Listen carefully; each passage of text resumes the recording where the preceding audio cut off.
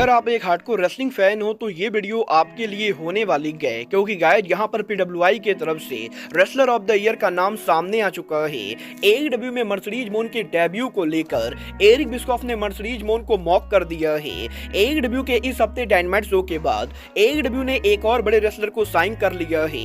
मुस्ताफा अली के डब्ल्यूडब्ल्यू को लीव करने के बाद मुस्ताफा अली काफी बड़े ड्रॉ बन चुके हैं। टोनी खान के सोशल मीडिया पर जिंदर महल को मॉक करने के बाद power house Hobbs Tony Khan के सपोर्ट में उतर चुके हैं। तो गाइस वहीं टीएनए रेसलिंग में डाना ब्रुक के डेब्यू करने के बाद डाना ब्रुक के फ्यूचर को लेकर बड़ी अपडेट आ रही है। तो गाइस चलिए बिना किसी देरी के शुरू करते हैं इस वीडियो को। और गाइस सबसे पहले बात करेंगे साशा बैंक यानी मर्सिडीज मोन की। वेल गाइस ये बात तो मैंने आप लोगों को ऑलरेडी कल रात की वीडियो में बताई है कि एईडब्ल्यू के अंदर साशा बैंक के डेब्यू को लेकर काफी सारी प्लानिंग चल रही है।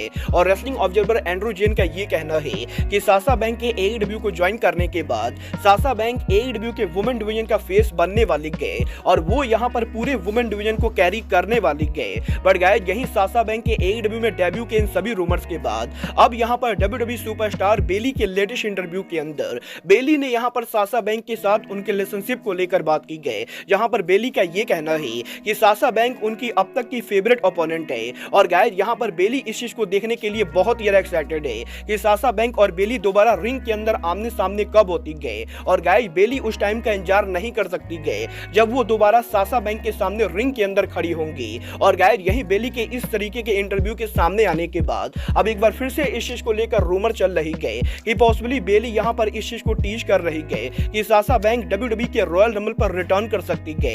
वेल गाइस अभी तक तो किसी भी रिपोर्टर की तरफ से साशा बैंक के डब्ल्यूडब्ल्यूई पर रिटर्न होने को लेकर किसी तरह की कोई भी न्यूज सामने नहीं आई है। बट गाइस बेली के इस इंटरव्यू के बाद अब डब्ल्यूडब्ल्यूई के फैंस ये बिलीव करते गए कि साशा बैंक रॉयल रंबल के ऊपर रिटर्न कर सकती है। और गाइस यहां पर रेसलिंग रिपोर्टर ये बिलीव करते गए कि साशा बैंक एईडब्ल्यू को ज्वाइन करेंगी। बट गाइस यही डब्ल्यूडब्ल्यूई के फैंस और रिपोर्टर्स के इन रिपोर्ट के बाद अब यहां पर फाइनली एरिक बिस्कॉफ की तरफ से भी साशा बैंक के एईडब्ल्यू को ज्वाइन करने को लेकर बड़ा स्टेटमेंट सामने आ रहा है। गाइस एईडब्ल्यू के one of the biggest hater Eric Bischoff के लेटेस्ट पॉडकास्ट के ऊपर बिस्कॉफ ने यहां पर साशा बैंक के एईडब्ल्यू के ज्वाइन करने के डिसीजन को लेकर बात की गई। जहां पर एरिक बिस्कॉफ का ये कहना है कि वैसे तो वो साशा बैंक को पर्सनली नहीं जानते गए, बट गाइस जहां तक एरिक बिस्कॉफ को मालूम है साशा बैंक को गलती से भी एईडब्ल्यू कंपनी को ज्वाइन नहीं करना चाहिए। क्योंकि गाइस एरिक बिस्कॉफ ये बिलीव करते गए कि अगर यहां पर साशा बैंक एईडब्ल्यू कंपनी को ज्वाइन करती गए तो गाइस साशा बैंक की एईडब्ल्यू को ज्वाइन करने की वजह से उनका करियर यहां पर बर्बाद हो सकता है। और गाइस यहां पर बिस्कॉफ ने एईडब्ल्यू पर यह आरोप लगाया है कि एईडब्ल्यू कंपनी बड़े से बड़े कंपनी को सुपरस्टार्स को कंपनी में साइन करके उनके करियर को बर्बाद कर चुकी है। और आज तक डब्ल्यूडब्ल्यूई के जितने भी रेसलर्स ने एईडब्ल्यू को ज्वाइन किया है उनका यहां पर सिर्फ और सिर्फ नुकसान हुआ है। और अगर यहां पर साशा बैंक गलती से भी एईडब्ल्यू को ज्वाइन करती गए तो ये यहां पर साशा बैंक के करियर का डाउनफॉल होगा। और गाइस एरिक बिस्कॉफ का ये कहना है कि टोनी खान अगर यहां पर साशा बैंक को डब्ल्यूडब्ल्यूई से ज्यादा पैसे ऑफर भी कर रहे गए तब भी साशा बैंक को एईडब्ल्यू को ज्वाइन नहीं करना चाहिए। क्योंकि गाइस बिस्कॉफ ये बिलीव करते गए कि साशा बैंक का स्टार पावर एईडब्ल्यू में जाने के बाद पूरी तरह से ओवर होने वाला है। और गाइस बिस्कॉफ ये बिलीव करते गए कि वो अगर साशा बैंक की जगह होते तो एईडब्ल्यू की जगह डब्ल्यूडब्ल्यूई कंपनी को चुनते। क्योंकि डब्ल्यूडब्ल्यूई में जाने से साशा बैंक को यहां पर मोटे पैसे के साथ साथ मेन स्ट्रीम मीडिया के अंदर दोबारा पॉपुलैरिटी मिलेगी। और एईडब्ल्यू कंपनी के मुकाबले डब्ल्यूडब्ल्यूई के अंदर साशा बैंक का स्टार पावर भी ज्यादा रहेगा। वेल आप लोग बिस्कॉफ की इन फालतू बातों से एग्री करते हो या नहीं, आप लोग मुझे कमेंट करके बताइए। बट गाइस जहां तक बात रही एईडब्ल्यू की तो गाइस यही लास्ट वीक एईडब्ल्यू के प्रेसिडेंट टोनी खान के जिंदर महल को लेकर सोशल मीडिया पर कंट्रोवर्सी करने के बाद अब AEW superstar power house Hobbs उनके लेटेस्ट इंटरव्यू के अंदर टोनी खान के सपोर्ट के अंदर उतर चुके गए। जहां पर बेसिकली पावर हाउस हॉब्स का ये कहना है कि वो यहां पर टोनी खान के सोशल मीडिया एक्टिविटी को पूरी तरह से सपोर्ट करते गए। क्योंकि गाइस यहां पर पावर हाउस हॉब्स भी इस चीज को लंबे टाइम से देख रहे गए कि एईडब्ल्यू कंपनी को बिना वजह के टारगेट किया जा रहा है। और गाइस यहां टोनी खान ने सोशल मीडिया पर जो भी बातें बोली थी उन बातों के अंदर कोई भी बात बिल्कुल भी झूठी नहीं थी। और इसीलिए यहां पर पावर हाउस हॉब्स को नहीं लगता है कि टोनी खान ने सोशल मीडिया पर जो भी कहा था उस बात को लेकर कंट्रोवर्सी होनी चाहिए। क्योंकि गाइस टोनी खान की एक एक बातें पूरी तरह से सही थी और वो यहां पर पूरी तरह से टोनी खान को सपोर्ट करते गए। वेल आप लोग हॉब्स की बातों से एग्री करते हो या नहीं, आप लोग मुझे कमेंट करके बताइए। बट गाइस चलिए फिलहाल आगे बढ़ते हैं और बात करते हैं डाना ब्रुक के टीएनए में फ्यूचर की। वेल गाइस टीएनए के हार्ट टू मुश्किल पे-पर-व्यू पर डाना ब्रुक के डेब्यू करने के बाद अब यहाँ पर ये ऑफिशियली कंफर्म हो चुका है कि डाना ब्रुक टीएनए कंपनी के साथ कॉन्ट्रैक्ट साइन कर चुकी है और वो यहाँ पर अब अमेरिका के अंदर टीएनए रेसलिंग के लिए एक्सक्लूसिव काम करने वाली गए। और गाइस यही डाना ब्रुक ने इंटरव्यू के अंदर इस चीज को कंफर्म कर दिया है कि डाना ब्रुक के डब्ल्यूडब्ल्यूई को लीव करने के बाद डाना ब्रुक को टीएनए कंपनी को ज्वाइन करने के लिए टीएनए रेसलिंग की फॉर्मर वुमेन चैंपियन नायोमी की तरफ से कॉन्टेक्ट किया गया था। और गाइस यहाँ पर बेसिकली नायोमी ने डाना ब्रुक को ये कहा था कि नायोमी के डब्ल्यूडब्ल्यूई से फायर्ड होने के बाद जिस तरीके से टीएनए रेसलिंग में काम करके नायोमी ने उनके नेम को दोबारा रिबिल्ड किया है, उसी तरह से डाना ब्रुक भी टीएनए कंपनी के ऊपर काम करके उनके नाम को दोबारा रिबिल्ड कर सकती गए। और गाइस यहाँ पर बेसिकली ट्रिनिटी के सपोर्ट करने की वजह से ही डाना ब्रुक टीएनए कंपनी को ज्वाइन कर चुकी गए और वो यहाँ पर ये होप करती गए कि आने वाले टाइम में वो टीएनए के वुमेन डिवीजन की फेस बनेंगी। मतलब ये तो आने वाला टाइम बताएगा कि डाना ब्रुक टीएनए रेसलिंग के वुमेन डिवीजन की फेस बनेंगी या नहीं। वेल ये तो बात हुई डाना ब्रुक के टीएनए रेसलिंग को ज्वाइन करने की। बट गाइस जहां तक बात रही रेसलर्स की कंपनी को ज्वाइन करने की, तो गाइस अब यहां पर एईडब्ल्यू के अंदर टोनी खान ने इस हफ्ते एक और रेसलर को साइन कर लिया है और इस बार ये रेसलर मैक्सिकन रेसलिंग के one of the biggest luchador superstar Black Taurus है। वेल गाइस कुछ दिन पहले ब्लैक टारूस के एईडब्ल्यू पर डेब्यू करने के बाद अब यहां पर ब्लैक टारूस का ट्रिपल ए कॉन्ट्रैक्ट ओवर हो चुका है और लूचा लिब्रे ट्रिपल ए में कॉन्ट्रैक्ट के ओवर होने के बाद ब्लैक टारूस ने यहां पर लूचा लिब्रे ट्रिपल ए को लीव कर दिया है और वो यहाँ पर अब फुल टाइम एईडब्ल्यू कंपनी को ज्वाइन कर रहे गए। बट गाइस यहाँ पर ब्लैक टारूस के एईडब्ल्यू कंपनी को ज्वाइन करने की वजह से ब्लैक टारूस को अब यहाँ पर मेजर प्रॉब्लम का सामना करना पड़ेगा, क्योंकि गाइस यहाँ पर ब्लैक टारूस के ट्रिपल ए को लीव करके एईडब्ल्यू कंपनी के साथ कॉन्ट्रैक्ट साइन करने की वजह से लूचा लिब्रे ट्रिपल ए एईडब्ल्यू से नाराज हो चुकी है और गाइस इसकी वजह से Lucha Libre triple A Black Taurus के नेम को यहाँ पर एईडब्ल्यू के अंदर यूज नहीं करने देगी। और गाइस क्योंकि ब्लैक टारूस का नाम लूचा लिब्रे ट्रिपल ई के द्वारा ओन किया जाता है, तो गाइस इसीलिए टोनी खान ने ब्लैक टारूस को साइन तो कर लिया है बट वो यहाँ पर एईडब्ल्यू के अंदर उनके रेसलिंग नेम को यूज नहीं कर सकते गए। और गाइस पॉसिबली इस रीजन की वजह से अब यहाँ पर एईडब्ल्यू के अंदर टोनी खान को ब्लैक टारूस का कोई नया नाम रखना पड़ेगा।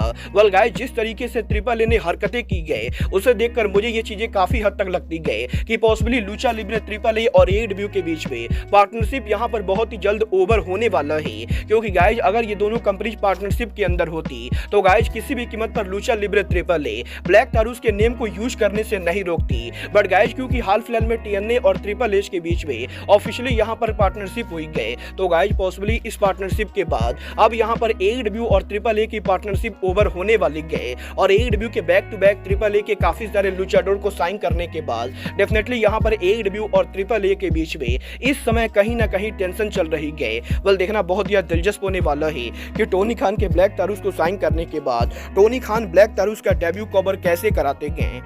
और गाइस ब्लैक टारूस के एईडब्ल्यू को ज्वाइन करने के बाद एईडब्ल्यू के अंदर ब्लैक टारूस का न्यू नेम और न्यू कैरेक्टर कैसा होता है। बट गाइस चलिए फिलहाल आगे बढ़ते और बात करते हैं मुस्तफा अली के डब्ल्यूडब्ल्यूई के बाहर बिग ड्रॉ बनने की।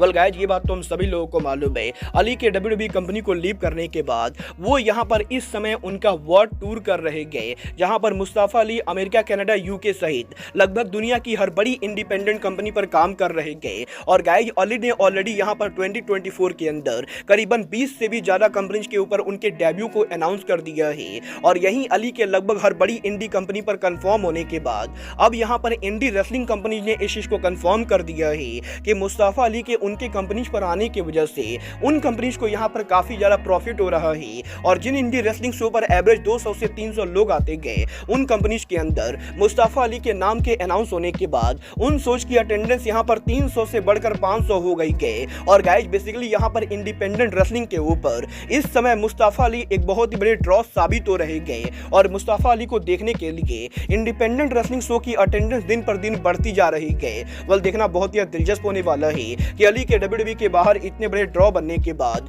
अली यहां पर जब एनजेपीडब्ल्यू में उनके होम टाउन शिकागो पर डेब्यू करते गए, तो एनजेपीडब्ल्यू के अंदर अली के डेब्यू मैच के अंदर वो यहां पर आईडब्ल्यूजीपी जूनियर हेवीवेट चैंपियन बनते हैं या नहीं। बट गाइस चलिए फिलहाल आगे बढ़ते हैं और बात करते हैं पीडब्ल्यूआई के एनुअल अवार्ड की। वेल गाइज ये बात तो हम सभी लोगों को मालूम है, पीडब्ल्यूआई रेसलिंग हर साल उनके टॉप 500 रेसलर्स के नेम को रिवील करती है और गाइज 2023 में सेथ रॉलिंस के पीडब्ल्यूआई टॉप 500 लिस्ट को क्रॉस करने के बाद अब यहां पर आज पीडब्ल्यूआई के द्वारा उनके एनुअल अवार्ड को रिवील कर दिया गया है। और बात करें अगर यहां पर इन अवार्ड्स के विनर की, तो गाइज मैं आपको बता दूं, पीडब्ल्यूआई की तरफ से 2023 में रेसलर ऑफ द ईयर का award WWE superstar Seth Rollins को मिला है, तो वहीं female wrestler of the year का award WWE superstar Rhea Ripley को मिला है। फैक्शन ऑफ द ईयर का अवार्ड WWE के फैक्शन जजमेंट डे को मिला है, तो वहीं tag team of the year का अवार्ड AEW के टैग टीम FTR को मिला है।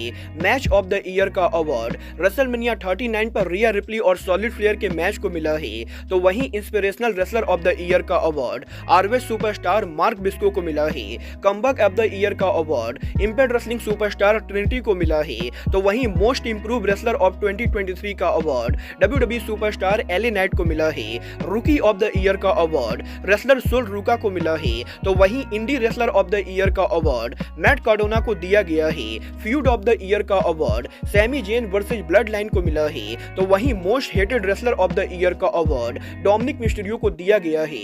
और गाइज फाइनली यहां पर 2023 के अंदर most popular wrestler of the year का award WWE superstar Cody Rhodes को दिया गया है। और कुछ इस तरीके से आज यहां पर पीडब्ल्यूआई के द्वारा ऑफिशियली उनके एनुअल अवार्ड को दिया गया है।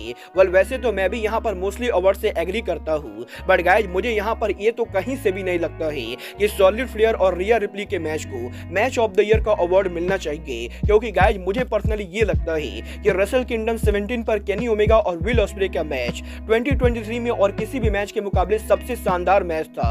और गाइज मेरे ओपिनियन के अंदर सॉलिड फ्लेयर और रिया रिप्ली के मैच के मुकाबले केनी ओमेगा और विल ऑस्प्रे का मैच 1000 टाइम बेटर था। बट गाइज आप लोग पीडब्ल्यूआई के इन अवार्ड से एग्री करते हो या नहीं, आप लोग मुझे कमेंट करके बताइए। बट गाइज अब आज के इस वीडियो में बस इतना ही। मैं मिलता हूं आपसे अपने अगले वीडियो में। बट गाइज तब तक के लिए goodbye, good night and bang.